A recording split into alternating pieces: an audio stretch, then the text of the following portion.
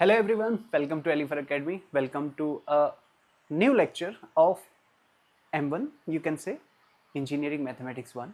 In the last lecture, we have discussed the syllabus of the same. So today we are going to start the unit number 1, and this unit is divided into the chapters. So the chapter number 1, which we have written the name as the limit continuity and differentiability. जैसे कि मैंने आपको समझाया था that topic starts from Rolle's theorem, but we will discuss them from the zero, from the scratch, so that you can understand each and every concept very easily. So we are starting it from the basic concepts of the topic, which is limit continuity and differentiability. And before that, we are going to start a very important and basic concepts here, just like the constant किसे कहते हैं, तो आपको फिर एक ही बात याद रखनी है, which are fixed. Constant वो होते हैं जो फिक्स होते हैं.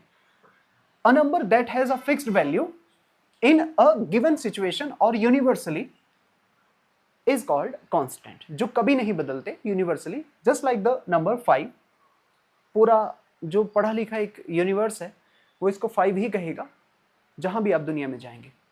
Like natural number, whole numbers, real numbers, integers, those are called constants. Variables कौन होते हैं? जो कांस्टेंट नहीं होते, not fixed, like X Y Z. So there are two types of variables. Variables two types. Number one independent and another one is a dependent. ठीक है, आप यहां पर समझो इन टॉपिक्स को, फिर आप आराम से उसको नोट डाउन कर लेना. Independent variables. इंडिपेंडेंट कौन होते हैं? Which are arbitrary. जो आर्बिट्रेरी होते हैं, अपनी मर्जी से वैल्यू लेते हैं, उन्हें हम कहते हैं independent. The numbers, the variables which are arbitrary, which takes its own values by themselves, are called independent variable. तो देखो definition क्या लिखी है? Which does not depend on any value. Which does not depend on any value. तो उसे हम क्या कहते हैं? Independent variables. तो दूसरे हैं dependent variable. Dependent variables are those which depend upon IVs. IVs कौन है? ये वाले इंडिपेंडेंट वेरिएबल को इन शॉर्ट वी से IV. सो जो डिपेंड करते हैं किसके ऊपर? इंडिपेंडेंट वेरिएबल्स के ऊपर, IVs के ऊपर, उन्हें हम कहते हैं डिपेंडेंट वेरिएबल. तो क्लियर है? छोटी सी बात है, बहुत ही आराम से आपको समझ में आ जाएगी. For an example, in this function y is equal to f of x is equal to 3x plus 2. 3x plus 2. तो इसमें x जो है वो arbitrary है, independent है, but y depends upon the value of x. With the help of this example, you can better understand this. क्या है देखो, अगर हम एक तरफ x की वैल्यू लिख दें और दूसरी तरफ हम y की वैल्यू लिख दें. किसकी वैल्यू? y की. एक तरफ x, एक तरफ y. तो x की जो वैल्यू है वो आप अपनी मर्जी से रख सकते हैं. Any value of x can be put here, like this is x and this is y, function of x, which is given as 3x plus 2, right? ऐसे 3x plus 2. So this is a function. Okay. Now, if you put any value here, for example, if you put 1, then the value of y will be 3 into 1 plus 2, which is equal to 5, right? If you put 2, then 3 into 2 plus 2, it will be 8. If you put 3, then the value will become 3 into 3 plus 2 is equal to 11. And also you can put many values of x and you will get the different values of y as well. x की value रखते जाएंगे, y की value आपको मिलती रहेगी. Now try to understand what I mean to say. ये जो value है, this kind of value, this values, तो इन वैल्यूज को आप अपनी मर्जी से रख रहे हैं ना. इन वैल्यू का किसी रूल के ऊपर डिपेंडेंट नहीं है, कोई डिपेंडेंस इनकी नहीं है. तो दीज आर आर्बिट्रेरी. ठीक है, क्या कहेंगे हम इसको? आर्बिट्रेरी कहेंगे. These are arbitrary. So these are called independent variables.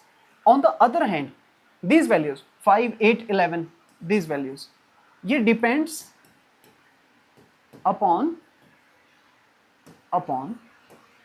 x means if you put x equal to 1 then answer is 5. 1 रखने पर ही 5 आएगा, 8 11 नहीं आएगा, 11 सिर्फ 3 रखने से आएगा, 2 या 1 रखने से नहीं आएगा. Means these are connected with the values of x only, but the values of x does not depend on any another rule, जबकि ये इस रूल के ऊपर डिपेंड करता है. तो इस तरीके की वैल्यू डिपेंड करती है x के ऊपर. So these are called dependent variables, इनको DVs कहते हैं. These are IV, independent variable. अब थोड़ा सा ध्यान से सुनो. क्या सुनना है कि इंडिपेंडेंट की दुनिया का, आर्बिट्रेरी की दुनिया का, इसकी दुनिया का जो स्मॉलेस्ट एलिमेंट है, इंडिपेंडेंट की दुनिया का सबसे छोटा एलिमेंट, तो इसका स्मॉलेस्ट उसे हम कहते हैं डेल्टा. ये 0 से बड़ा होता है, delta it is slightly greater than 0, 0 से बड़ा होता है, ठीक. और डिपेंडेंट की दुनिया का स्मॉलेस्ट, टी छूट गया है यहाँ पर, smallest, so this is called epsilon, and these are represented by one important constant, both of them, which is nothing but h. तो h जो कि टेंड करता है 0 को, असल में h की value 6.63 into 10 to the power -34 joule second ये है. And what is this? This is Planck's quantum theory का जो h है ना, E is equal to H nu, जो स्मॉलेस्ट पैकेट ऑफ एनर्जी है. तो आज तक का प्रैक्टिकली फिजिकल कोई कांस्टेंट जो अगर सबसे छोटा है तो वो h है. और इस तरह से आप समझो दैट h 0.0000 ऐसे बहुत सारे जीरो आएंगे और तब जाकर के 6 आएगा. अप्रोक्सीमेटली देखो 34 नेगेटिव है ना, एक ही ले लेगा तो -33 जीरो आएंगे लगभग, उसके बाद ये 6 आ जाएगा. ठीक है, आई मीन टू से कि इतनी छोटी क्वांटिटी है जो टेंड कर रही है 0 के, but it is not actually 0, but it is greater than 0. ये क्या है? 0 से बड़ी क्वांटिटी, 0 से ग्रेटर देन है. तो अब यहीं पर इसी तरीके से एप्सिलॉन एंड डेल्टा है, ये हम इंडिपेंडेंट की दुनिया में लिखते हैं, ये हम डिपेंडेंट की दुनिया में लिखते हैं. And most commonly used smallest element is h, जो कि हम लिमिट में h टेंड्स टू 0 बनाएंगे. Now try to understand. अगर इसे ऐसे लिख दें 0 less than delta, 0 less than epsilon, ऐसे, तो ये भी तो 0 लेस देन h ही है ना.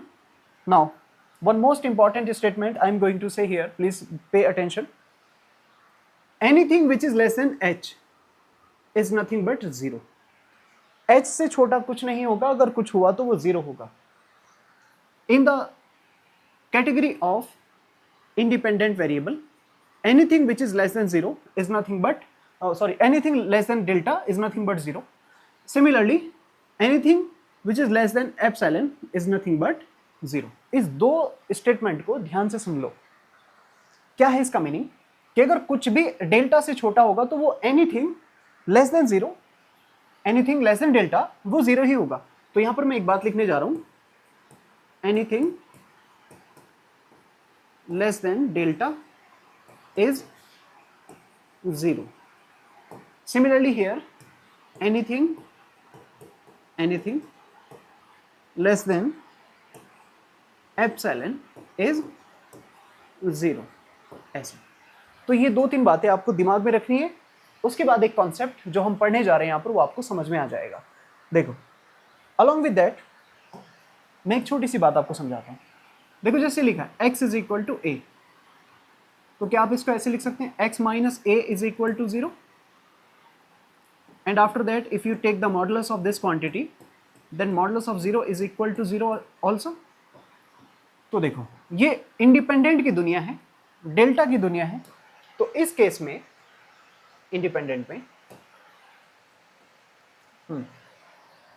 हम इसको ऐसे लिख सकते हैं कि x माइनस a का modulus is less than delta. क्यों? क्योंकि ये जो एनीथिंग है ना, ये है anything and this is less than delta. तो वो क्या होगा? Is 0. Anything less than delta is 0. वो इतना स्मॉल है कि उससे छोटा अगर कुछ हुआ तो ये एनीथिंग इज 0 होगा। तो इसका मतलब क्या हुआ कि इस क्वांटिटी को x माइनस ए को हम 0 कह सकते हैं और यहाँ से x की वैल्यू क्या आ जाएगी, a आ जाएगी, ऐसा x इक्वल टू ए। तो मैं आपसे क्या कहना चाहता हूँ, ध्यान से सुनो कि ये वैल्यू और ये वैल्यू दोनों सेम ही है। ये हम यूज करते हैं कैलकुलस में, कैलकुलस, और ये हम यूज करते हैं रियल एनालिसिस में, रियल एनालिसिस।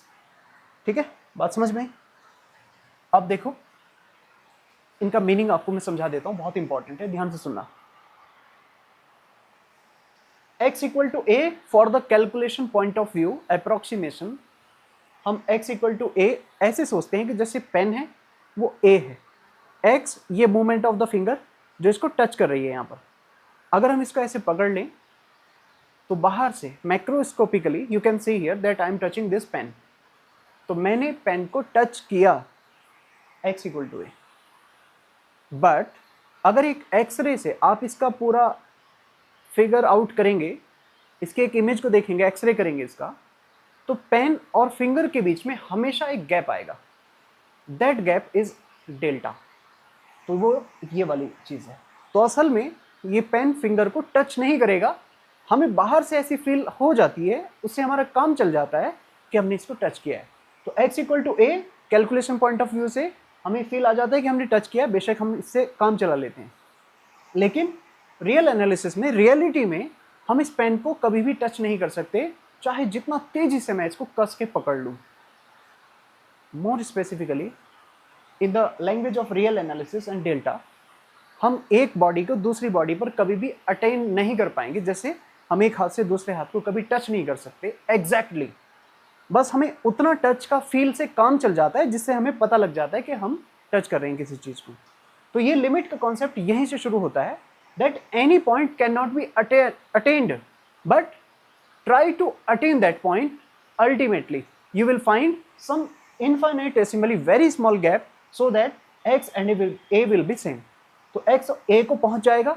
जब ये डेल्टा बहुत छोटी क्वांटिटी होगी तो डेल्टा क्या होती है, डेल्टा ये टेंड करता है 0। तो ये x की दुनिया में इस तरह से हम इसको लिखते हैं। सिमिलरली हम इसका fx की दुनिया में भी ऐसे ही लिखते हैं। fx की दुनिया में ध्यान से देखना, fx is the dependent variable. कैसे लिखते हैं उसको, देखो, if we write that like it, fx is equal to f of a, fx is equal to f of a, then fx minus f of a is equal to 0, and then if we put the modulus, fx minus f of a is equal to modulus 0 is nothing but 0 only. तो इस चीज को हम ऐसे लिख देते हैं कि modulus of fx minus fa less than epsilon, and epsilon tends to 0। क्यों? क्योंकि फिर से वही बात कि ये है anything which is less than epsilon is nothing but 0। ये 0 हो जाएगा ऐसे। इसका मतलब fx minus fa is nothing but 0, so fx की वैल्यू कितना होगा, fa के बराबर होगा। तो क्या मैं कहना चाहता हूं आपसे, देखो ध्यान से सुनना, कि हम इस लाइन को और इस लाइन को दोनों को इक्वल ही समझेंगे। ये है कैलकुलस के पॉइंट ऑफ व्यू से और ये है रियल एनालिसिस के पॉइंट ऑफ व्यू से, कि एनी फंक्शन की जो वैल्यू है fx की वैल्यू fa के बराबर ही है। ये हम कैलकुलस में लिखते हैं, और L फॉर लिमिट हम यूज करते हैं। किस में यूज करते हैं, लिमिट में। ठीक है, दिस इज द लिमिट। तो ये क्या है, ये एप्सिलॉन डेल्टा डेफिनेशन की तरफ हम जा रहे हैं, लिमिट की एप्सिलॉन डेल्टा डेफिनेशन की तरफ। तो आज इस लेक्चर में अगर आपने ये समझ लिया कि what is the meaning of x equal to a, this is the touching of this pen. Exactly macroscopically बाहर से हम देखेंगे तो टच हो रहा है, बट एक्सरे करेंगे तो एक गैप आएगा, that is called delta. Means ये जो x और a है ना, x फिंगर और a ये पेन, इन दोनों के बीच का जो डिफरेंस है, वो बीच में जो डेल्टा है वो इतना छोटा है कि वो 0 के अप्रॉक्स है। हमें वो फील नहीं होता, हमें लगता है कोई गैप नहीं है, हमने इसको टच किया हुआ है। That is the scenario, but in reality, in actuality there will be हमेशा एक गैप होगा कि डेल्टा टेंड्स टू 0। तो ये एक स्टेटमेंट आपकी हेल्प करेगा वहां पर, जो कि मैंने यहाँ इस टेबल में समझाया कि anything less than delta is nothing but zero. तो अगर ये डेल्टा ग्रेटर देन जीरो तो इसको ऐसे समझ लो, जीरो लेस देन डेल्टा, कि डेल्टा से छोटा कुछ है तो वो जीरो होगा। तो इसके हेल्प से हमने ये दो स्टेटमेंट आपको समझा दिए हैं कि x equal to a is same as modulus of x minus a less than delta, fx equal to f a is same as modulus of fx minus f a less than epsilon. अब limit के case में हम इस fa को इसको हम L कह देते हैं, L for limit, L for limit, इसको हम लिमिट के केस में L लिखते हैं। बाकी इसका नाम क्या होता है? इसका नाम होता है फंक्शनल वैल्यू। क्या नाम होगा इसका? FV, functional value. This is called functional value, right? So based upon this concept, इन दोनों कॉन्सेप्ट के ऊपर we have to understand the basic of limit definition. तो ये है आपके सामने topic number 1, limit, epsilon, delta definition, and now you will understand the total each and every term in this definition. Let f be a real valued function defined in the neighborhood of a point A, and you are saying x equal to a, है ना? X equal to a. Then for a given epsilon greater than 0, delta greater than 0, such that, now see it very carefully, fx minus fa less than epsilon, fx minus l, l को fa को हमने l लिखा, modulus of fx minus l less than epsilon whenever x minus a less than delta। अब आप देख सकते हैं इसमें क्या लिखा है, लेस देन डेल्टा। बताओ समझ में आई कुछ कहानी? क्या है कहानी? आपको ऐसे समझनी है, दिस इज क्वाइट सिंपल, कि ये जो fx minus l less than epsilon है, इसका मीनिंग सेम यही है, that fx will attain to l whenever इसका answer x will attain to a, or sometimes we write that fx will lead to L as x will tend to a, like this। तब हम इसको combinedly ऐसे लिखते हैं, limit x tends to 0 f of x is equal to L, limit x tends to 0 f of x is equal to L। तो आपको समझ में आ गया होगा मुझे लगता है कि अब इसका मीनिंग क्या है कि fx की वैल्यू L होगी, because anything less than epsilon is nothing but 0। तो इसको हम 0 करेंगे, fx minus l equal to 0, fx will be just equal to L यहां से। Similarly here anything less than delta will be 0, तो x minus a equal to 0, x equal to a, और x will tend to a। तो ये है पूरी definition, epsilon delta definition. तो इसके बेसिस पर हम काफ़ी सारे क्वेश्चन करेंगे, और यूनिवर्सिटीज़ में, गेट एग्जाम में, IIT जैम में, बहुत सारे कंपटीशन एग्जाम में एप्सिलॉन डेल्टा डेफिनेशन से क्वेश्चन को प्रूव करने के सवाल आते हैं। ठीक है, तो हमने आज इस लेक्चर में अगर ये डेफिनेशन समझ ली है तो आज का काम हमारा हो गया है। एक सवाल मैं आपको देता हूँ, ये हम नेक्स्ट लेक्चर में करेंगे, लेकिन आप इसको ट्राई करना, that how to solve this question. लिखा है by using epsilon delta definition show that the limit of this fx 3x + 4 is 10 when x tends to 2। ये आपका होमवर्क है, नेक्स्ट लेक्चर में हम इसको करेंगे। ठीक है, तो आज के लिए इतना ही, मिलते हैं हम नेक्स्ट लेक्चर में। Thank you very much.